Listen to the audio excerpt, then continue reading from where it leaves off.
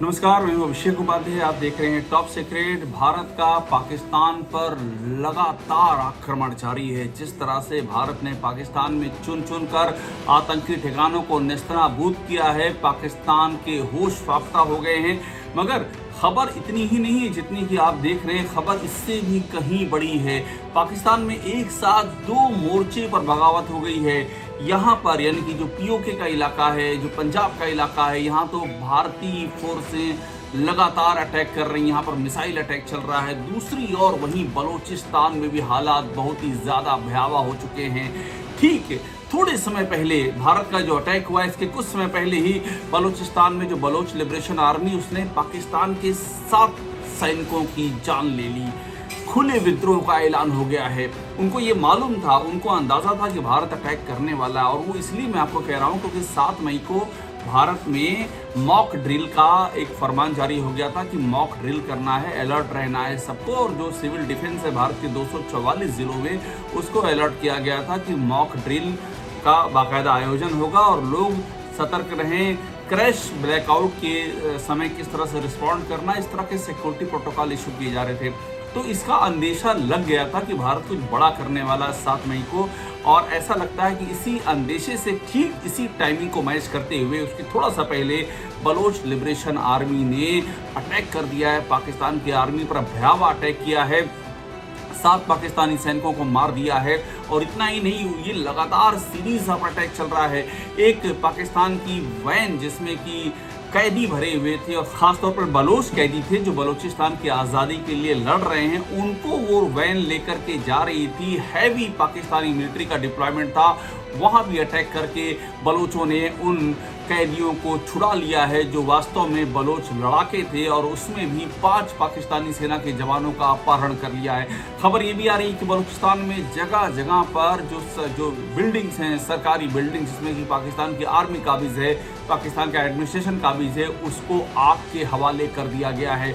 पाकिस्तान के खासतौर पर जो कलात का इलाका है, पाकिस्तान बलूचिस्तान का कलात, वहाँ पर जम करके बलूचिस्तान की आर्मी है, उसने वहाँ पर जम करके आक्रमण किया हुआ है। चुन चुन करके पाकिस्तान के ठिकानों को टारगेट किया जा रहा है। जो पाकिस्तान का इंफ्रास्ट्रक्चर है, खासतौर पर जो चाइनीज इंफ्रास्ट्रक्चर है, जैसे ग्वादर, वहाँ ग्वादर का बंदरगाह हो गया, उससे जुड़े हुए जो सेंसिटिव इंस्टॉलेशंस हो गए, वहाँ पर अटैक किया जा रहा है। पाकिस्तान का पूरा फोकस इस समय लाइन ऑफ कंट्रोल की ओर है। भारत से पाकिस्तान उलझा हुआ और इसी का फायदा उठा करके बलोच आर्मी वहाँ पर सक्रिय हो गई है। बलूचिस्तान को पाकिस्तान से काटने की पूरी कवायद की जा रही है और ये कवायद इंटरनेशनल लेवल पर चल रही है। नायला कादरी जो बलोचों की निर्वाचित सरकार के प्रधानमंत्री हैं, वो बैठी हुई हैं कनाडा में। वहाँ से भी लगातार इसको कोऑर्डिनेट किया जा रहा है।